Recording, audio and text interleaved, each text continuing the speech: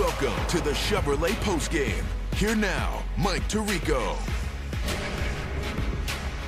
Well, it's 9:08 Central Time, but the clock has struck midnight in Chicago on the Cinderella Bears, and the Los Angeles Rams are returning to the championship game in the NFC for the third time under Sean McVay. 20-17, the Rams beat the Bears on a Harrison Mevis field goal in OT. So, they're the only road team to win on this divisional playoff weekend. It's the Rams in Seattle next Sunday for the NFC title, the Patriots and the Broncos for the AFC title in Denver with Jarrett Stidham playing for the Broncos. The winners will join us in Santa Clara for Super Bowl 60 on NBC 3 weeks from tonight. Our players of the game, Matthew Stafford taking the Rams down the field for that game-winning score. Cam Curl had the big pick in OT, and Harrison Mevis, who had two, including the game winner. Let's start with Stafford and Mevis with Melissa Stark. What a finish, Matthew. How would you describe the ultimate hype? Yeah. All right, well, then that's the emotion of this game. How would you describe the emotions of the finish of this game? It was crazy. It was back and forth. Obviously, we didn't play our best on offense. Our defense dominated the game. It was unbelievable to watch. Hell of a play on fourth down by Caleb to get his team, to overtime. And just glad we got the ball back. Our defense got us back again. Great pick. And, got it in range for this guy. Well, yeah, okay, so we talked pregame, and you said, I'm used to these elements. This is backyard football. What was it like in that moment?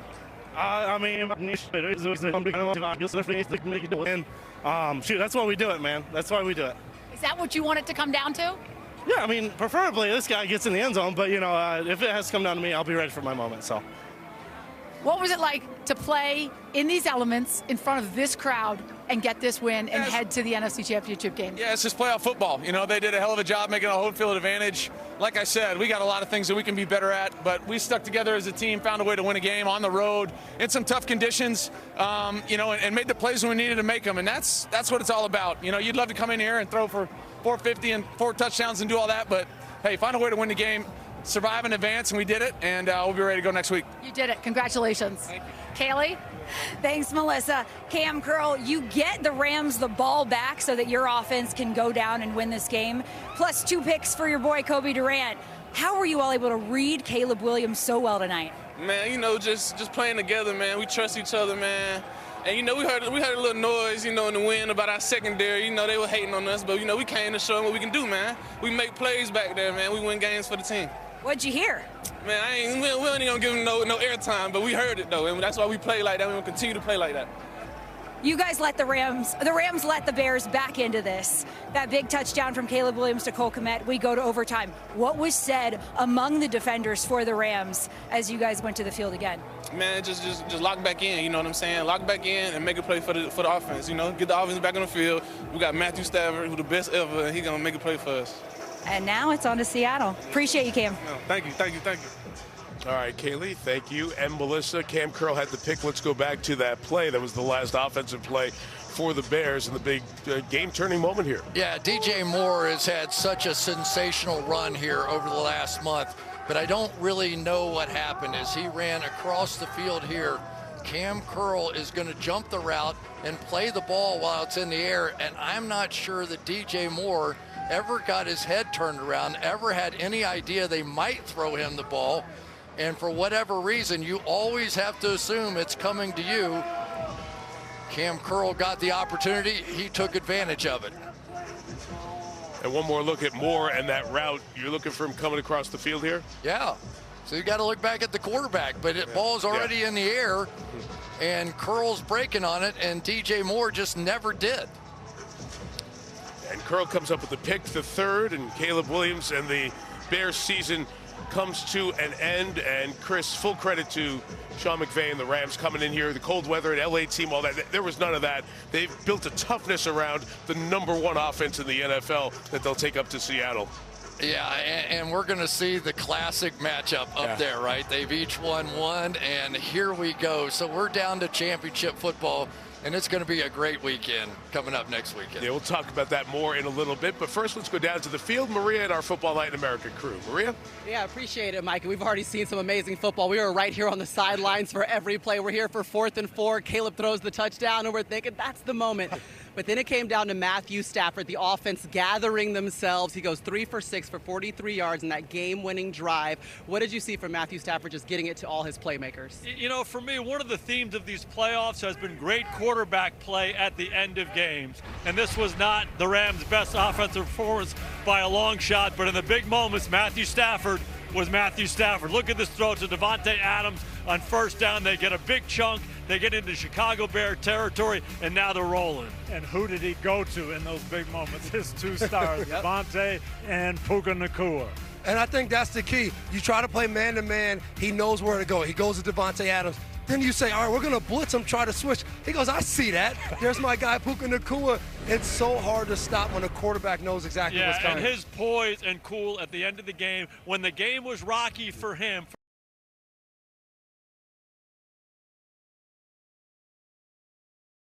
The offense, we didn't play our best ball, but they still played the moments when they needed to. Let's talk about Caleb Williams. 3 interceptions on the day. We saw some highs, and we also saw some lows. What does he walk away from this game learning? I think a learning experience that in the playoffs you need those big moments. You need the great plays. He's capable of that, but you cannot turn the ball over in the playoffs. You can't throw 3 interceptions. And this is the high. This is the unbelievable. 100%. Yeah, that you say, wow.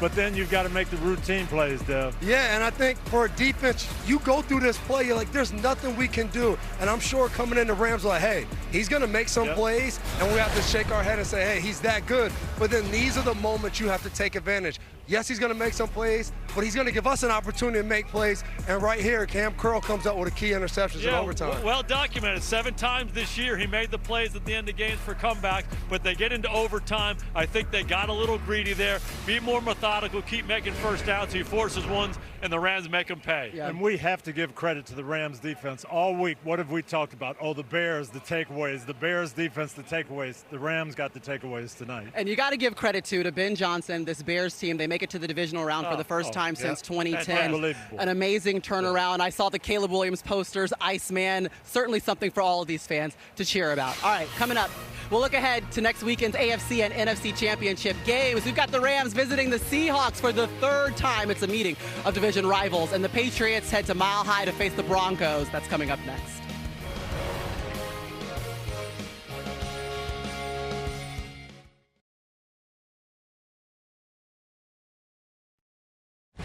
Welcome back to the Chevrolet Postgame. All right, so the Rams, the only road team to win this weekend, setting up this NFC Championship game. How about a round 3 of Rams and Seahawks? It's the #1 scoring offense against the #1 scoring defense. What do you expect to see from the 3P? Well, what I expect to see, these two teams know each other very well. They play. There will be no surprises. It's all execution. And I can hear Sean McVay in that locker room reminding his guys already, we were up 16 points against these guys in the 4th quarter. We need to just finish it all.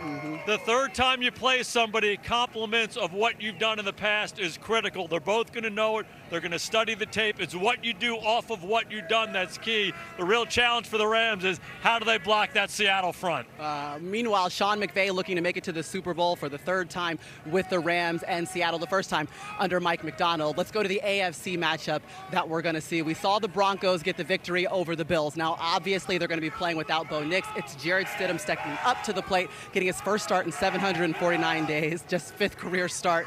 What do you expect to see from the Patriots defense against a backup quarterback? Yeah, I think the Patriots defense we've seen the last 2 weeks more aggressive, blitzing, giving different looks. I think for Stidham, he's going to come to the line of scrimmage. They're going to be moving, doing different things. He's going to have to adjust throughout this game because the Patriots defense is going to make it hard. The Patriots have been incredible, making it ugly and making it difficult to decide what the heck they're doing on that side. I think Sean Payton eliminates that for Jarrett Stidham. They're going to run the ball. They're going to move Stidham, use his athleticism to get out in space and play to that defense. Yes, and Vance Joseph is telling his defenders right now, we can win this game.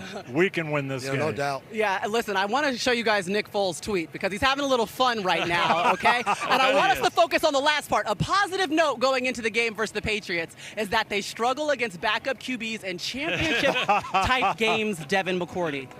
You say what? This made you happy to bring this up? Nick Foles. I'm not mad at Nick Foles. Get your love, Nick Foles.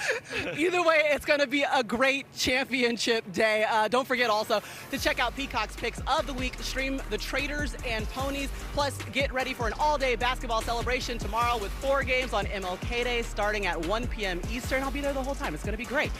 Guess what? 3 more Sundays until the Super Bowl. The Rams stamping their ticket to the NFC Championship game. Continue to break down the matchup when we come back.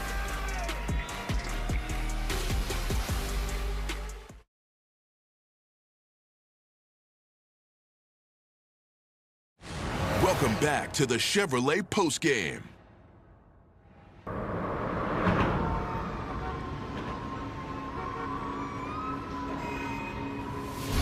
We're asking people to talk to us about the Super Bowl. Just step inside, tell us your favorite Super Bowl memory. Super Bowl history. Unbelievable. My goodness. Don't you live for that moment right there? That photo booth going across America to capture your Super Bowl memory. Look forward to the next one, all together with you. Super Bowl 60 from Santa Clara, 3 weeks from tonight. Our privilege to bring it to you on NBC. And now we know the matchups. 3 of the 4 would be repeat Super Bowl matchups. Chris, let's talk about the championship games coming up. In the AFC, it's a rematch of the very first AFL game, the Patriots and the Broncos.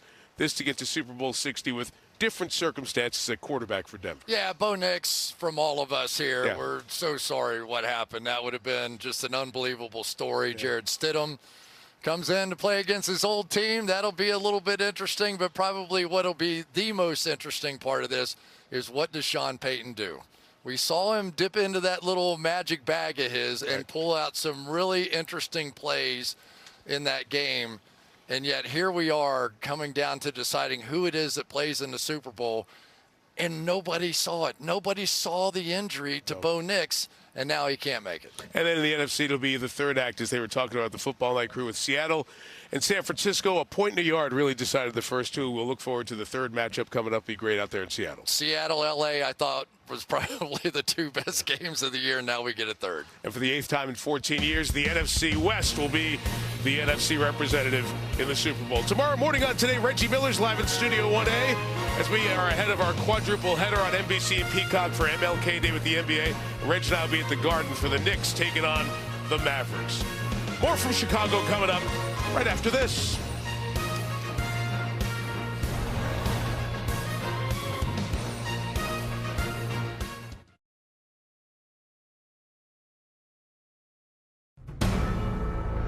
NBC Sports, home of Super Bowl 60. Thanks you for watching this presentation of the National Football League. We'll see you in 3 weeks on Super Sunday. The Rams eliminate the Bears 20-17. Ending this great season for the Bears in Chicago. Good night from all of us, but don't go anywhere. For the producers of 30 Rock, Tracy Morgan and Daniel Radcliffe, teaming up, it's a new comedy. The special premiere of The Fall and Rise of Reggie Dinkins starts right now on NBC.